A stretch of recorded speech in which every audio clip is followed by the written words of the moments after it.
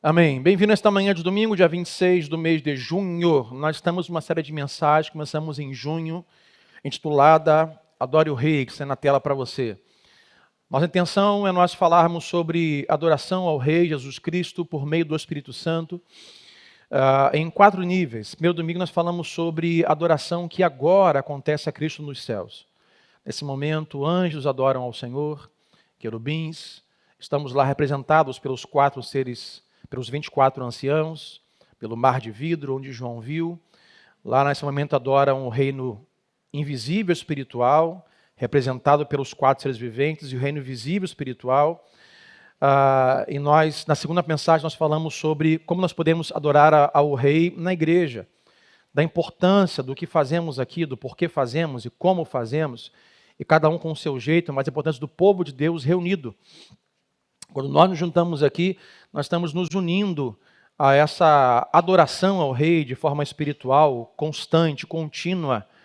E estamos falando que é o Espírito Santo que é esse elo que liga essa adoração. Esse Espírito Santo que é esse líder, regente da adoração dos céus. Não há um trono para ele, porque ele não está sentado em um trono estático, mas está ligando a adoração a Deus. E é esse Espírito Santo que veio até nós em Atos, que faz essa ligação da nossa adoração aqui, torna possível que o nosso canto, que a nossa música, que a nossa oração chegue a Deus junto aos anjos, para que então a adoração aqui do céu, da terra, se ligue à adoração do céu, como adoramos na igreja.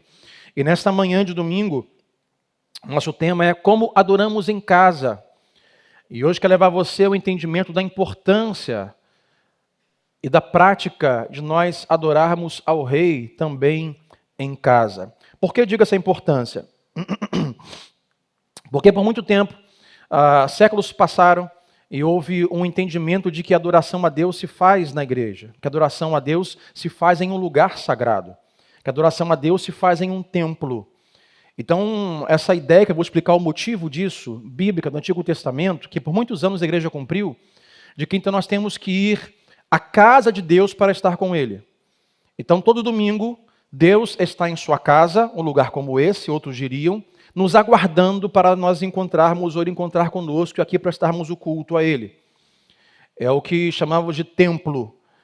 Então, essa ideia de que a igreja é um lugar santo e sagrado e a nossa casa é um lugar secular, comum e profano. Então, temos que é um lugar sagrado aos domingos, como uma igreja cristã, outro tempo qualquer, para adorar a Deus, mas a nossa casa é a nossa casa. E a casa de Deus é a casa de Deus. Mas tudo muda quando Jesus vem a nós. É isso que vamos falar nesta manhã. Da importância de entendermos esta mudança, o que Jesus fez na cruz do Calvário com a sua ressurreição, e como o Espírito Santo está atuante, quer ser atuante, e como ele ama ser atuante nas casas, olhando a palavra de Deus nesta manhã. Então, número 1, lembrando que nós falamos, pastor, adoração ao Rei, o que é adoração? E nós lemos no domingo passado, Hebreus 13, 15 e 16, onde falamos que a adoração ela é uma expressão íntima, interior a Deus, em adoração vertical, onde os escritores hebreus vai dizer sobre lábios que confessam o seu nome, mas também a adoração ela é uma ação, é um ato externo, horizontal, que leva testemunho aos outros de que de fato nós somos filhos de Deus e fomos salvos. Então abra comigo Hebreus 13, 15 e 16, o que é adoração? Por meio de Jesus, portanto, ofereçamos continuamente a Deus um sacrifício de louvor, que é fruto de lábios que confessam o seu nome. Então aqui é a adoração no movimento para com Deus, ou a Deus, em lábios que confessam, que falam de Deus. Mas 16, os escritores hebreus continuam sobre a ação nessa adoração. E não se esqueçam de fazer o bem e de repartir com os outros o que vocês têm, pois de tais sacrifícios Deus se agrada. Então a adoração, ela é uma adoração íntimo com Deus, mas também é algo externo, que testemunha. É uma declaração de que amamos a Deus, aonde Deus vê o som do coração, mas também é uma ação de dentro para fora, onde os homens vão ver quem nós somos adoradores, quem nós estamos testemunhando. E quando olhamos a Bíblia, desde Gênesis, a adoração está ali, de livro a livro. Aonde começa a adoração, pastor? Falamos domingo passado e retrasado. A adoração não começa em nós, a adoração começa nos céus. A adoração começa antes da criação do mundo. A Santíssima Trindade, Deus Pai, Filho e Espírito Santo, eles se amam, servem uns aos outros. João viu uma adoração que é eterna, antes da criação do mundo, antes de Gênesis, antes da terra, antes dos animais, antes de Adão e Eva. Já existia uma adoração nos céus com os anjos. Tanto é que é desse pensamento e dessa leitura que Satanás, não satisfeito em ser um adorador, mas querendo ser adorado, ele então quer ser um igual a Deus, e não conseguindo, ele leva a mesma mensagem para Adão e Eva. Olha, vocês não precisam ser mais adoradores de Deus, vocês podem ser um igual a Deus. Então comam da árvore do conhecimento do bem e do mal e sejam um igual a Deus. Saiam da posição de criatura que adora o Criador e sejam adorados. A adoração existe no céu antes da criação do mundo. Deus é um Deus adorador, por isso nós, a sua imagem e semelhança, somos seres adoradores. E o que eu falei, a semana passada, a questão não é se você é ou não adorador. A questão é quem você adora. Nós somos adoradores. Você adora Deus ou o dinheiro, mamon? O próprio Jesus diz, não há como você adorar Deus ou o dinheiro, que tem uma entidade sobre ele. Não que o dinheiro seja um problema, mas adoração ao dinheiro. Você adora Deus ou você adora outra coisa? Quando nós somos adoradores de Deus, nós podemos ter qualquer coisa sem fazer disso o nosso Deus. Por exemplo, tudo é sobre adoração. Se você adora somente a Deus, ao Rei Jesus Cristo, então você pode ter dinheiro, ser rico e não adorar o dinheiro, e adorar a Deus. Ser rico não é pecado. Se você adora ao Senhor, então você pode ter filhos e não fazer deles o seu Deus. Pequenos ídolos dentro de casa, pais que adoram os seus filhos. Então, se você adora a Deus, você pode ter um trabalho, uma profissão, e não ser um workaholic da vida, adorar o seu trabalho e fazer dele, o seu trabalho, a sua vida. Tudo é sobre adoração. Quem adoramos? E quando olhamos desde Gênesis, a adoração está, após a criação, em todo o lugar. Só que a adoração vem sofrendo mudanças até Jesus. Eu vou te dar alguns exemplos. Aonde a adoração acontece na Bíblia? Quando nós olhamos desde Gênesis, primeiro, a adoração acontece nos céus, de forma invisível, antes da criação, Deus assentado no trono. E todos os anjos, 4 seres viventes, 24 anciãos, todos estão adorando a Deus. Então o mundo é criado, o pecado vem a nós. Então o pecado vem a nós, tem a ideia de que nós somos impuros pelo pecado. Nós somos pecadores. E por isso, precisamos oferecer sacrifícios a Deus para perdão dos nossos pecados. Então você vai olhar Gênesis. Gênesis é um livro que está repleto de sacrifícios de adoração. Abraão levanta um altar de adoração ao Senhor lá com o seu filho no monte antes de decapitá-lo, matá-lo, o que não acontece. Jacó faz sacrifícios, todos fazem sacrifícios. A adoração nesse momento é uma adoração que se faz em qualquer lugar, usando qualquer coisa. Uns fazem com uma lenha, outros montam altares de pedra, outros imolam animais, mas são sacrifícios que fazemos a Deus em adoração, já com a intenção de nos redimir pelos nossos pecados. Gênesis, altares são levantados para sacrifício. Mas ainda em Gênesis, entramos em Êxodo. Então o povo de Deus está ali preso no Egito por muitos anos, e Deus ouve a sua oração, envia Moisés, Moisés retira o povo do Egito, e agora Deus chama Moisés da moda, Moisés, construa um tabernáculo no deserto. E agora a adoração muda de forma e de jeito. Agora não tem mais um sacrifício de lenha e fogo, ou de pedra em qualquer lugar. Agora tem um tabernáculo, que foi a primeira forma de adoração portátil. O tabernáculo era como uma turnê de uma banda, que faz show por aí. O tabernáculo, ele estava cada tempo em um lugar, montando e desmontando, monta e desmonta. Eu disse, olha, faça um tabernáculo, e ali agora o povo trará sacrifícios neste lugar, e eu vou ser adorado neste lugar. A adoração agora muda de jeito, de forma, agora é portátil. O povo agora adorando um tabernáculo. Mas anda o livro de Êxodo, agora o tabernáculo sai da forma portátil e migratória para um templo físico. Nesse templo que Salomão vai construir, há ali o Santo dos Santos, aonde ninguém pode entrar, apenas o sumo sacerdote. E neste lugar deve ser lugar de adoração, sacrifício e perdão de pecados. O templo acontece. Mas então passam-se séculos e anos, e aquele que é anunciado pelos profetas vem a nós. Jesus vem a nós. E começa a quebrar paradigmas e mudar toda a história do que é adoração. Jesus vem, nasce em nosso meio e começa a trazer para si essa adoração, dizendo: eu, Pai, somos um, eu sou o enviado, a ninguém mais adorarás, eu sou o próprio Deus que deve ser adorado. É por isso que ele é preso. E quando ele morre e ele ressuscita, ele muda completamente o nível de adoração que se tinha no Antigo Testamento. Por exemplo, na sua morte vai dizer que a terra estremeceu, o dia escureceu. E esse templo construído onde havia um santo dos santos, onde só alguns entravam, existia um véu de separação. E esse véu é rasgado de cima para baixo. Ele é rasgado de Deus para os homens. E agora aquela adoração que era feita em um lugar específico, só por algumas pessoas, esse véu que separava é rasgado, e agora todos nós temos livre acesso à adoração ao Pai. Quem pode dizer amém nesta manhã por isso? O véu se rasga. Jesus ressuscita. Vai ter com seus discípulos. E agora tudo vai mudar. Aquela ideia de templo, lugar sagrado, casa de Deus sagrada, onde só lá Deus vai te encontrar, você vai encontrá-lo, acaba em Jesus.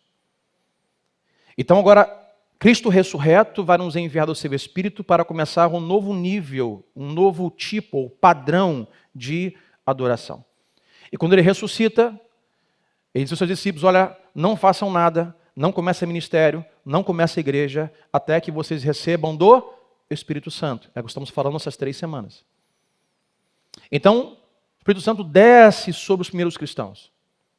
E aí diz que então a igreja de fato começa a igreja cristã nesse momento. O Espírito vem sobre os cristãos. O que eu tenho dito aqui é que essa é uma das coisas que o cristianismo se difere em muito das demais religiões. As demais religiões nos ensinam como você faz para poder ir até Deus. O cristianismo diz o que Deus fez para vir até nós. Religiões vá até Deus. O cristianismo, Deus veio até nós. Deus veio a Moisés, nos enviou Jesus, nos enviou do Espírito Santo. Não tínhamos como nós acessarmos a Deus. Então Deus precisa vir até nós, Ele vem até nós. Então o Espírito Santo ele vem sobre os primeiros cristãos, ele muda a história da adoração cristã na história, e agora se começa um novo nível de adoração. Anteriormente eram sacrifícios, altares de pau e de pedra, depois era um tabernáculo portátil que montava e desmontava, depois era um templo sagrado, e agora o culto e a adoração migra para 2 lugares: igreja e casas. É sobre isso que vamos falar nesta manhã. Então olha comigo, Atos 12, versículo 1 ao 4, onde os primeiros cristãos judeus adoram a Jesus em suas casas. Chegando o dia de Pentecostes, estavam todos reunidos num só lugar. De repente veio do céu um som como um vento. Falamos sobre isso no domingo passado. Esse vento é muito forte, que fala sobre poder, que fala sobre potência. Lucas está dizendo, olha, veio algo poderoso e potente sobre esses cristãos e encheu toda a casa, ao qual estavam ali reunidos e assentados. Ou seja, Jesus disse, fiquem reunidos em tal lugar, se reúnam nesta casa, até que venha sobre vocês o Espírito Santo, porque tudo vai mudar a partir de agora. E viram o que parecia línguas de fogo. Fogo que falamos que a linguagem de fogo figurativa. Lucas quer dizer, é algo que queima, que arde, uma paixão. Algo que veio sobre eles, que veio com tamanha potência e poder, que fez com que eles agissem de forma aquecida, apaixonados. Que separaram e pousaram sobre cada um deles. E todos ficaram cheios do Espírito Santo. E começaram a falar de outras línguas conforme o Espírito os capacitava. Vamos ao versículo 42 agora. Diante disso, ou seja, depois de serem cheios do Espírito Santo e receberem uma paixão, um poder sobre eles, versículo 42, eles passaram a se dedicar ao ensino dos apóstolos e à comunhão. Então observe, aqueles que são tocados, são cheios, que recebem o Espírito Santo de Deus, não tem outra coisa, apaixonados a fazer, a não ser a palavra de Deus, ensino dos apóstolos e a comunhão. Comunhão que não era comunhão de bate-papo. Comunhão aqui era partir do pão e o cálice, era a ceia do Senhor. Eles se reuniam para ceiar em memória de Jesus, porque foi ordem dele, ordenança, e para meditarem na palavra de Deus, naquele caso dos apóstolos. Versículo 53. Todos estavam cheios de temor, e muitas maravilhas e sinais eram feitos pelos apóstolos. Todos os que criam mantinham-se unidos e tinham tudo em comum. O que eles faziam, aqui agora começa a adoração como ação. Não só falavam em outras línguas, não só eram apaixonados, versículo 45, vendendo suas propriedades e bens, eles distribuíam a cada um conforme a sua necessidade. É isso que Deus faz. Todos os dias continuavam a reunir-se no pátio do templo. Observe, aqui é a igreja. Eles estavam na casa, comungando da ceia do Senhor, porque no templo não acontecia isso, no templo judeu não tinha ceia. Eles faziam isso, mas de tempo em tempo, todas as semanas e dias, eles continuavam aí no pátio do templo para se reunir, partir o pão em suas casas, e juntos participavam das refeições com alegria e sinceridade de coração, louvando a Deus e tendo a simpatia de todo o povo. E qual era o fruto disso? O Senhor lhes acrescentava todos os dias os que iam sendo salvos. Observe, o Espírito Santo, que é líder da adoração dos céus, que liga a adoração céu e terra, ele desce sobre os primeiros cristãos judeus em uma casa. E ali, apaixonados com esta potência aos seus corações, eles se lembram de Jesus no partir do pão, eles fazem orações juntos, eles se reúnem para ler a leitura que tem dos apóstolos, do Evangelho, eles começam a observar o outro do seu lado, começam a ver a necessidade do outro ao seu lado. Eles vendem bens, eles repartem as coisas e Deus vai acrescentando tudo isso e pessoas novas no meio deles, por causa do poder e da paixão dada pelo Espírito Santo. Quando há uma adoração, quando há uma renovação espiritual, quando o Espírito Santo de Deus toca alguém, um grupo, uma casa, uma igreja, é isso que acontece.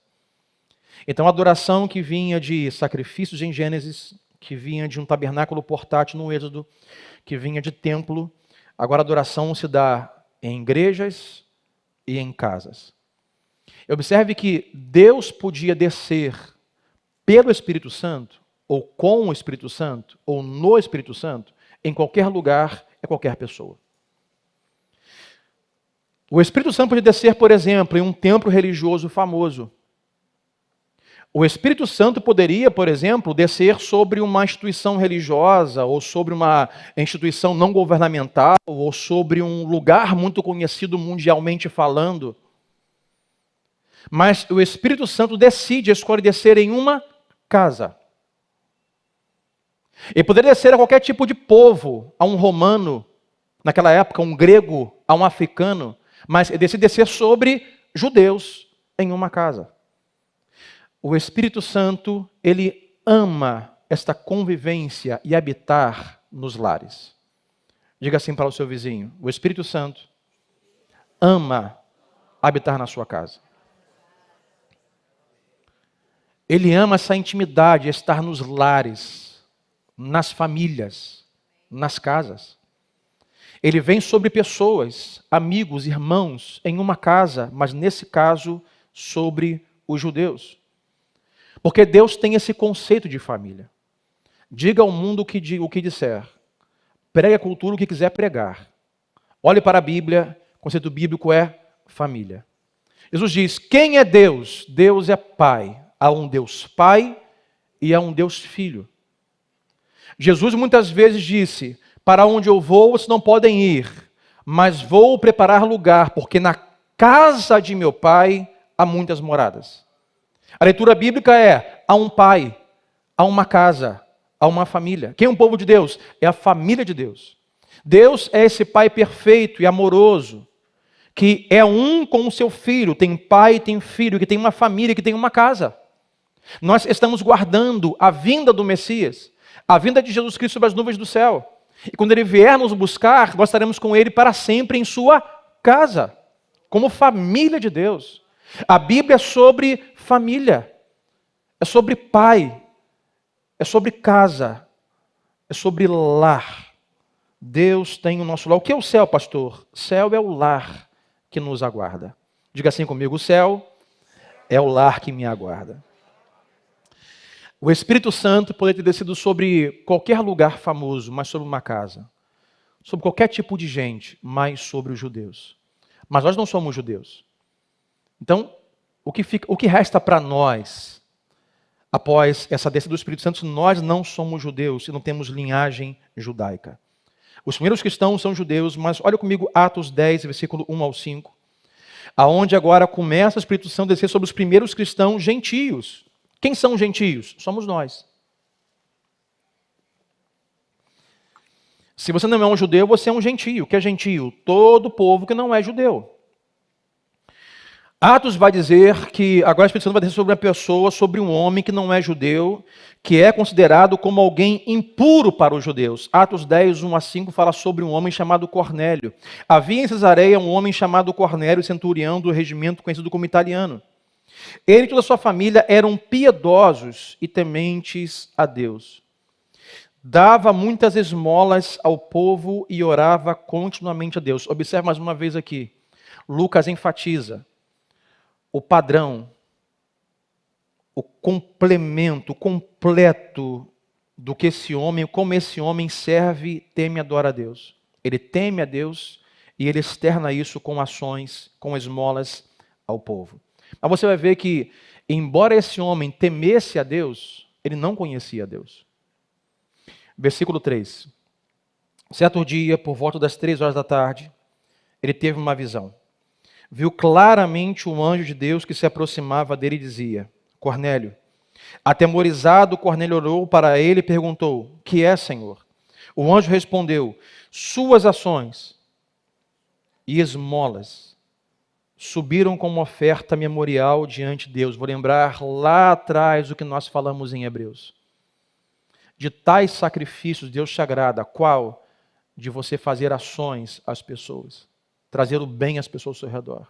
Mais uma vez, Cornélio é visto por Deus, não só porque temia Deus, que não conhecia Deus, mas porque era alguém que orava e dava esmolas. Versículo 5. Agora mande alguns homens a Jope para trazerem um certo Simão, também conhecido como Pedro. Versículo 25. Pula aí comigo para nós ganharmos tempo, temos muito texto hoje. Mas do versículo 5 ao 25 é o momento onde Deus aparece para Pedro numa visão. Pedro está no terraço orando, então tem uma visão de lençol no céu, e por 3 vezes a visão aparece a Pedro, o lençol tinha comidas dadas como impuras aos judeus. Deus disse: Pedro, não chame impuro o que eu purifiquei. E enquanto Pedro estava refletindo sobre o que era aquela visão, versículo 25, diz que apareceram os homens para levarem ele até a casa de Cornélio. 25. Quando Pedro ia entrando na casa, Cornélio dirigiu-se a ele e prostrou-se aos seus pés, adorando-o.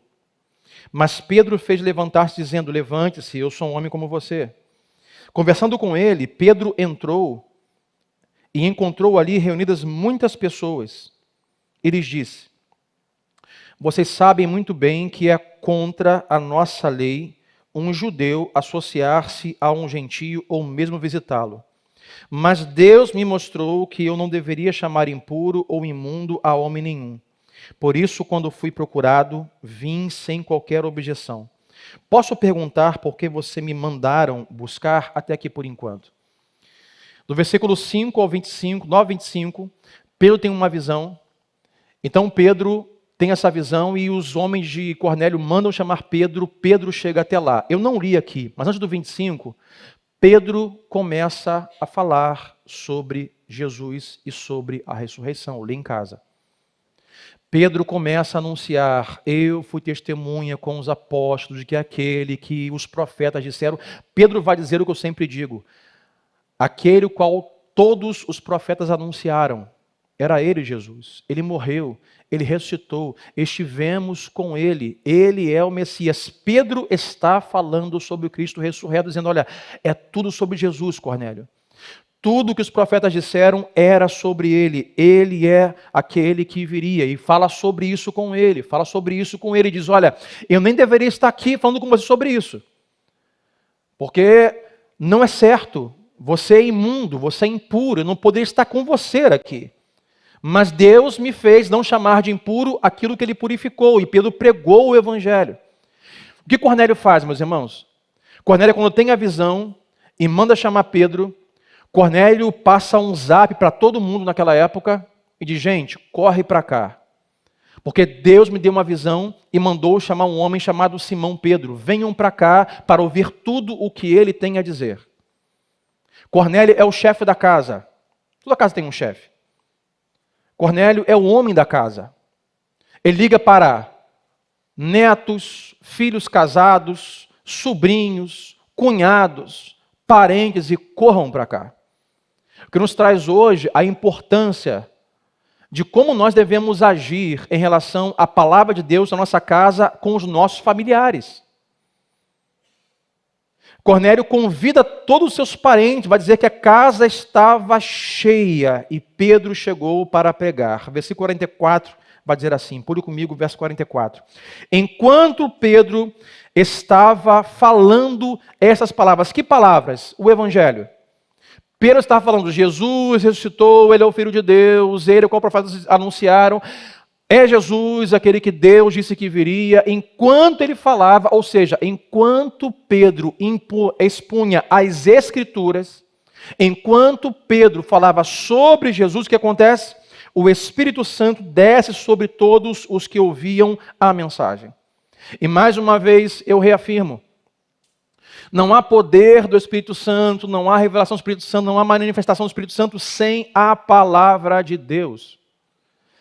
Adoração a Deus em espírito e em verdade, que é a palavra. É quando a palavra de Deus está aberta que coisas novas acontecem. É quando o Evangelho é lido, é quando Jesus é anunciado que o Espírito Santo de Deus se move.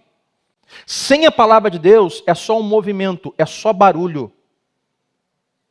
A palavra de Deus tem que ser exposta e aberta. Enquanto ouviam isso, antes de acabar de falar, o Espírito Santo desceu sobre todos os que ouviam a mensagem.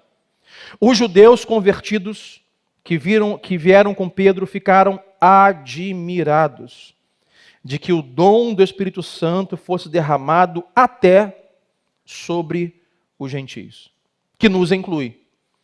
Pastor, nós não somos judeus, somos gentios. Quando a nossa história, quando nós, brasileiros, somos inseridos na igreja do Senhor, é nesse momento que o Espírito Santo desce também a não-judeus. Se você naquela época queria ser um cristão, por exemplo, você tinha que ser judeu, pelo menos de religião.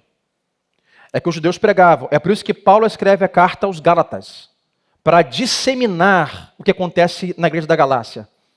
Paulo pregou o evangelho de Jesus puro e simples, vai dizer C.S. Lewis. Então lá tinha judeus religiosos e disse, não, gente, Paulo falou coisa boa. Jesus é o Salvador, mais salvação é Jesus e mais as nossas dietas. Quer ser salvo? Você não pode comer carne de porco, nem carne com sangue. Ora, quer ser salvo? Mas aí piora. Você tem que se circuncidar, você é homem. É Jesus e mais circuncisão. E Paulo escreve a carta aos Gálatas para acabar com isso. Não, gente, é Jesus e só Jesus. Não é Jesus mais alguma coisa, é Jesus e só Jesus e acabou. Naquela época, para você ser um cristão aceito, você tinha que se dobrar à religião judaica. Aceitar a Jesus e não comer algumas coisas, ir a algumas festas, se circuncidar e guardar o sábado. E todos estão admirados porque agora o Espírito Santo desceu sobre esse tipo de gente. E desse momento então, esses gentios que não eram judeus, eles agora pertencem à família de Deus. Eles agora, gentios, sem festas judaicas, sem guardar dias especiais, sem ir a lugar sagrado, sem circuncidar, agora eles recebem o dom do Espírito Santo. E é aqui que nós entramos na história como povo de Deus. Nós não judeus. Deus veio aos judeus, mas desceu sobre gentios. O Espírito Santo escolheu esta casa de Cornélio para expandir a igreja aos gentios. E essa é a nossa história. Observe, meus irmãos, a importância da casa. Observe os relatos bíblicos que tragam esta manhã do Espírito Santo de Deus descendo nas casas. Não há menção no Novo Testamento do Espírito Santo descendo em templos. Não é que isso não aconteça, mas especificamente descendo a pessoas, em casas, a famílias.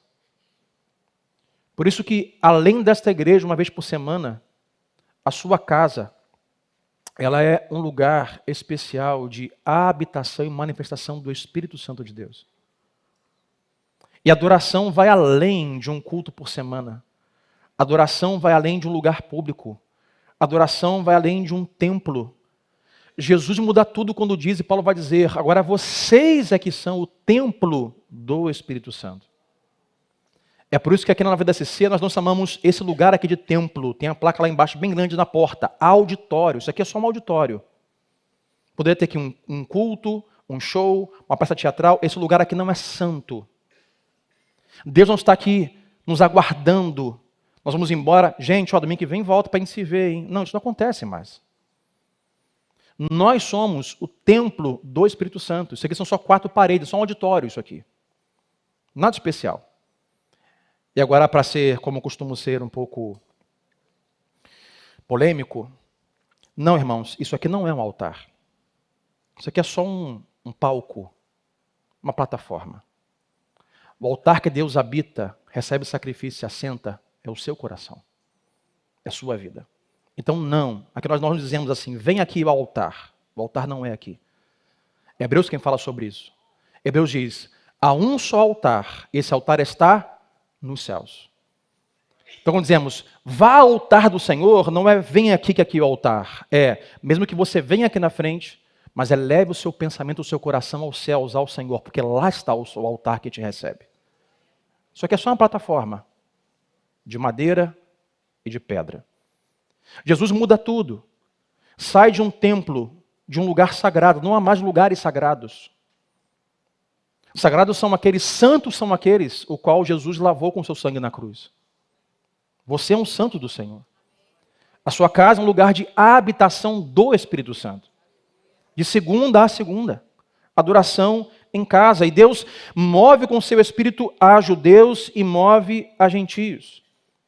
Mas quero também hoje com você abordar 2 eventos especiais, onde o Espírito Santo também desce a 2 pessoas específicas. Número 4, Deus salva famílias para adorar em casa. Olha comigo o texto de Atos 16, do 13 ao 15. Esse texto fala sobre o Espírito Santo descendo a uma casa de reunião de mulheres. As mulheres digam amém nesta manhã. Reunião de mulheres. Mulheres tementes a Deus, que oravam a Deus. E Paulo e Silas param lá. E Timóteo para lá, Paulo e Timóteo param lá para falar com essas mulheres. Olha Atos 16, 13 a 15. No sábado saímos da cidade e fomos para a beira do rio, que está escrevendo Lucas. Então era Lucas, Paulo e Timóteo. Onde esperávamos encontrar um lugar de oração. Sentamo-nos e começamos a conversar com as mulheres que se haviam reunido ali. Uma das que ouviam era uma mulher temente a Deus, chamada Lídia, vendedora de tecido de púrpura, da cidade de Tiatira. O Senhor abriu seu coração para entender o quê? Mais uma vez, a mensagem do Senhor através do apóstolo Paulo. Tendo sido batizada, bem como os de sua casa, ela nos convidou dizendo, se os senhores me consideram uma crente no Senhor, venham ficar em minha casa, e nos convenceu. Até aqui.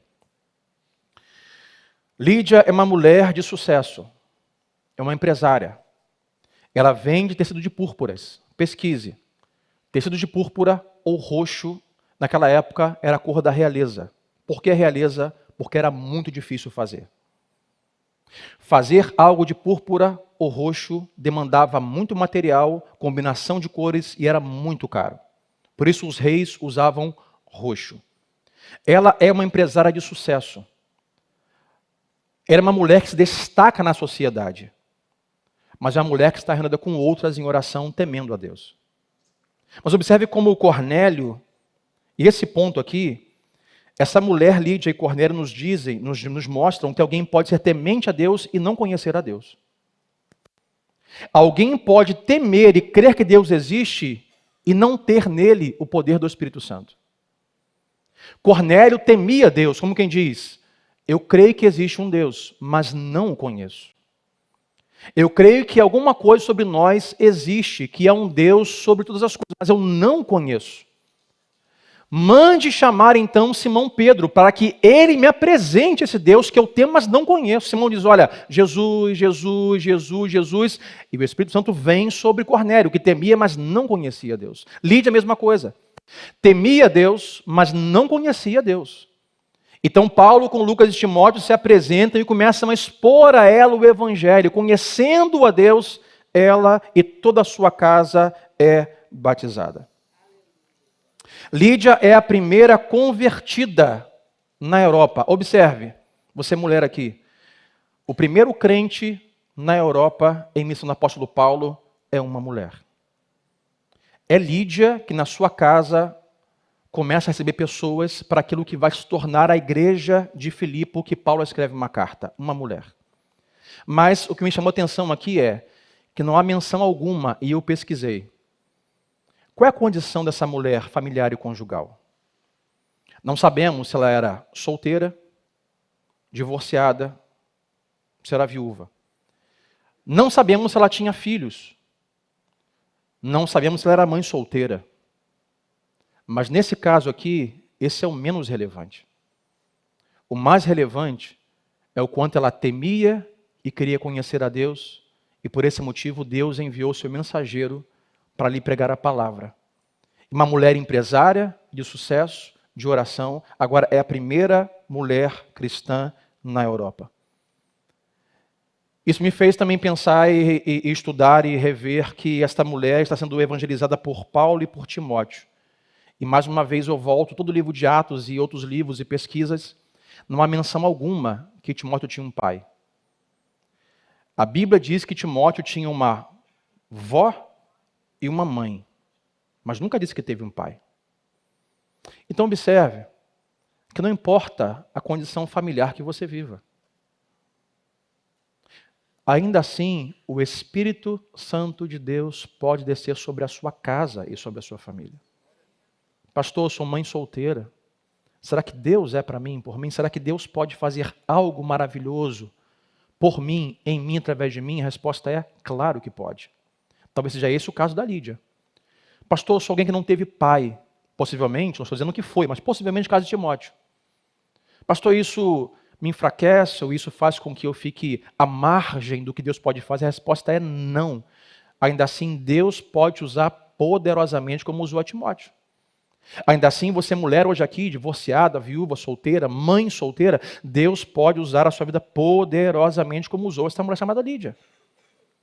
Não importa se você é mulher, se você é homem. Não importa a sua condição financeira ou familiar, o Espírito Santo se move na sua casa. Quem crê comigo, diga amém nesta manhã. Mas aí, quando avançamos, versículo 25 de Atos 16, observe, é o mesmo capítulo. Paulo e Silas estão na cidade e então tem ali uma jovem criando muitos problemas, com adivinhações, com revelações demoníacas. E essas revelações demoníacas trazem dinheiro a um senhor dono dela. E quando Paulo e Silas expulsam o demônio desta pessoa, o patrão dela fica muito zangado. A minha fonte de renda acabou. Essa mulher endemoniada me dava dinheiro. Então, por esse motivo, Paulo e Silas são presos. E enquanto estão presos, eles estão cantando, adorando ao Senhor. Então, observe, adoração é na igreja, adoração em casa, adoração é no trabalho, semana que vem isso. Adoração é na prisão, como Paulo e Silas. Olhe Atos 16, 25. Por volta da meia-noite, Paulo e Silas estavam orando e cantando hinos a Deus, os outros presos os ouviam.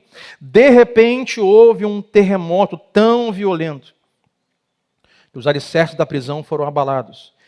Imediatamente, todas as portas se abriram e as correntes todas se soltaram. O carcereiro acordou e, vendo abertas as portas da prisão, desembanhou sua espada para se matar, porque pensava que os presos tivessem fugido. Ou seja, o carcereiro sabe, eu sou responsável. Se esses caras fogem, os meus patrões não só vão me matar, eles vão me torturar.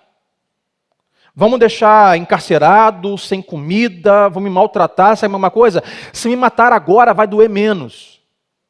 E nesse momento, então, Paulo gritou, não faça isso, estamos todos aqui. O carcereiro pediu luz, entrou correndo e trêmulo, prostrou-se diante de Paulo e Silas.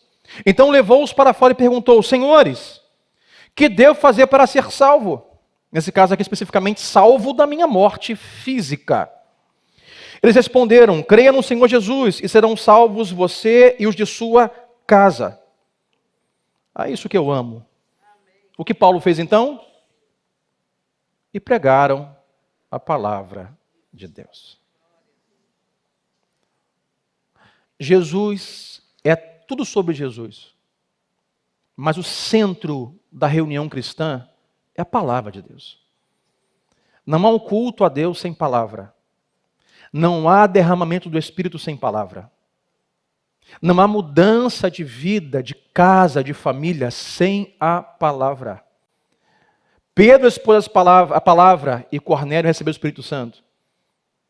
A palavra foi aberta a Lídia, ela foi batizada. Agora Paulo abre e prega a palavra a ele e a todos de sua casa. E naquela mesma hora da noite, o carcereiro levou as feridas deles. Em seguida, ele e todos os seus foram batizados, assim como na casa de Lídia. Em uma casa onde a palavra de Deus foi aberta, todos receberam o batismo do Senhor. Então os levou para a sua casa, serviu-lhes uma refeição. Observe, Lídia fez a mesma coisa, serviu uma refeição e com todos os de sua casa alegrou-se muito por haver crido em Deus. Não importa se é uma casa chefiada por uma mulher, viúva, divorciada, solteira ou mãe solteira. Não importa se é uma casa chefiada por um homem. Aqui nos traz uma lição. A diferença é o quanto a chefia desta casa é temente a Deus e deseja conhecer a Deus e receber a bênção de Deus na sua casa. Essa é a diferença. Não importa que tipo de gente chefia a casa. Se é alguém da jovem, se é alguém muito velho, se é um homem ou se é uma mulher. Lídia desejou conhecer a Deus e conheceu em oração. Esse homem carcereiro, aqui sem nome, disse, como posso ser salvo? E com a palavra aberta, ele e a sua casa foram salvos e foram batizados. Deus salvou a sua casa. O que eu quero dizer nesta manhã com esse tópico é que Deus salva famílias para adorar a Ele em suas casas. Pastor, esse encontro hoje aqui é importante, importantíssimo. Leia Hebreus, não deixe de congregar como muitos têm feito. Adoração a Deus é na igreja, mas não só na igreja, ela é em casa. É na sua casa que o Espírito Santo ama trabalhar, fazer a obra, mudar. Por isso lá tem que ter o livro aberto. Tem que ter orações feitas. Tem que ter movimentos propícios para que pessoas que não conhecem a Deus, conheçam a Deus. E eu volto mais uma vez aqui, lá atrás, Cornélio chamou o vizinho, o cunhado, todo mundo.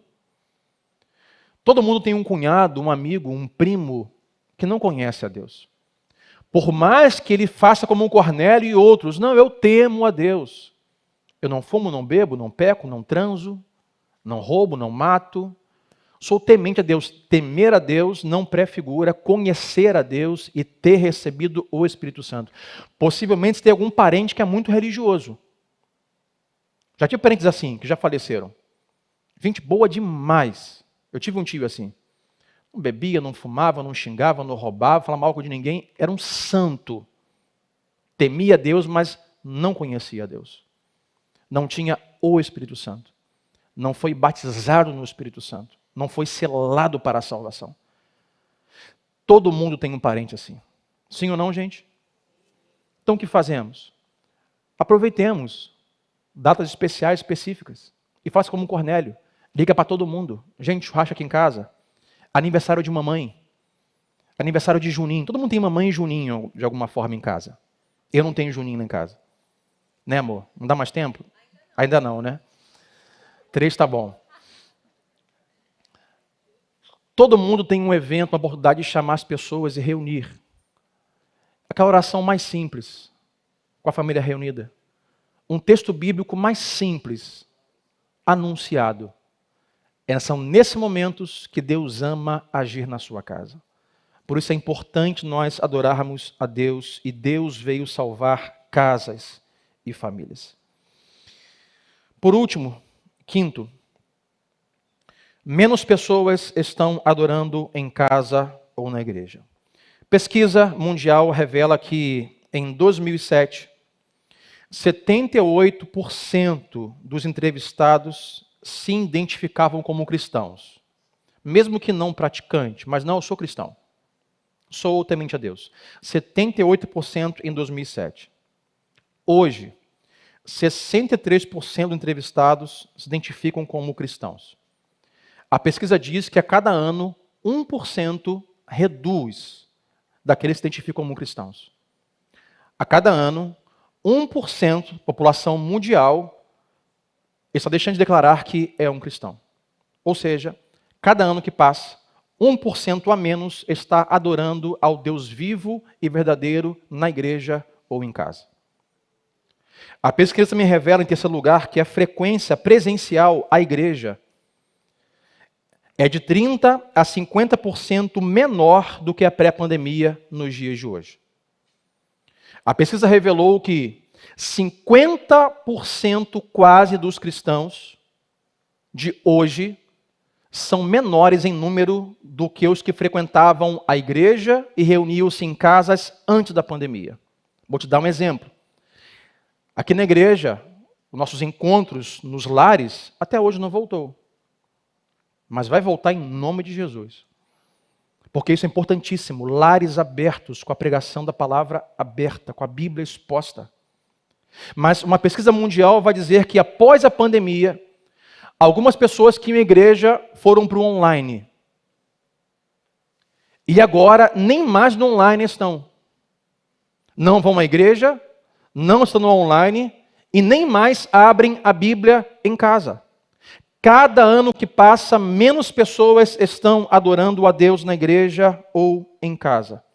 E isso faz toda a diferença nas próximas gerações, minha gente. E eu vou te dar uma outra pesquisa de um sociólogo americano chamado Bradford Wilcox. Ele fez uma pesquisa, um sociólogo, dizendo o impacto de uma geração cristã, familiar, cristã, judaica, que adora a Deus com a família na igreja e em casa. Ele vai dizer assim: uma família que tem a prática de adorar a Deus na igreja ou em casa, os filhos recebem pais mais encorajadores, mais prestativos, mais ativos e mais envolvidos com as coisas da família. Ou seja, o oposto.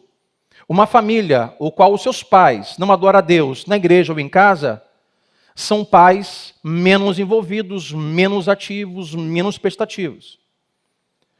Pesquisa revela desse sociólogo que famílias cujos pais frequentam e adoram a Deus na igreja e também em casa, são casais aonde recebem o melhor cônjuge, há uma maior satisfação do cônjuge, do marido e da esposa.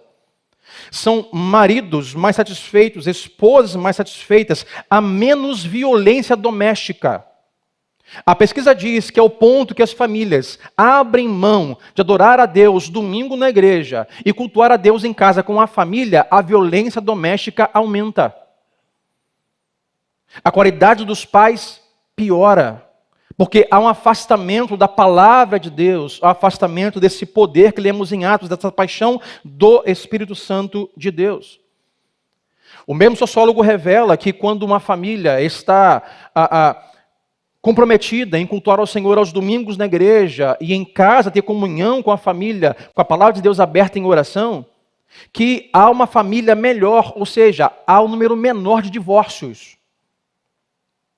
Segundo o sociólogo, hoje, o número de divórcio entre cristãos aumentou potencialmente, porque nos foi roubado do coração, de casa, dos domingos, a palavra de Deus.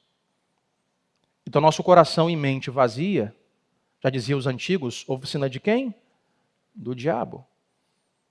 Nós vamos assimilando e vamos acreditando e vamos digerindo e vamos engolindo os conceitos do mundo sobre família, sobre casamento, sobre filhos. Então hoje casais cristãos não querem mais ter filhos.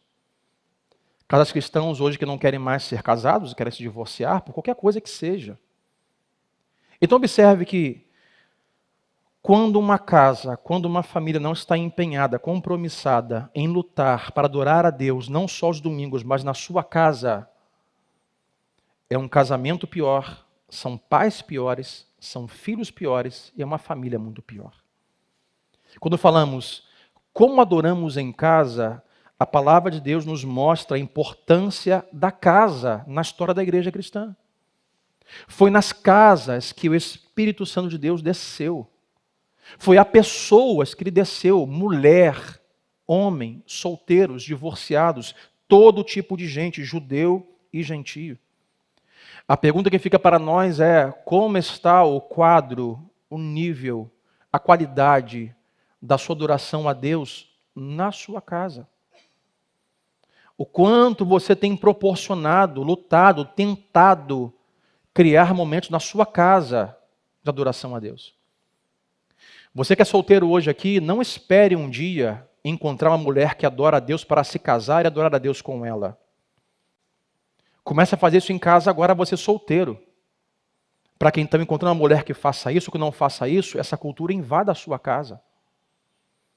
Você que é casado e não tem filhos, crie esse ambiente na sua casa, praxe na sua casa, para que quando os filhos cheguem já a esse ambiente de uma casa que adora o Senhor Jesus.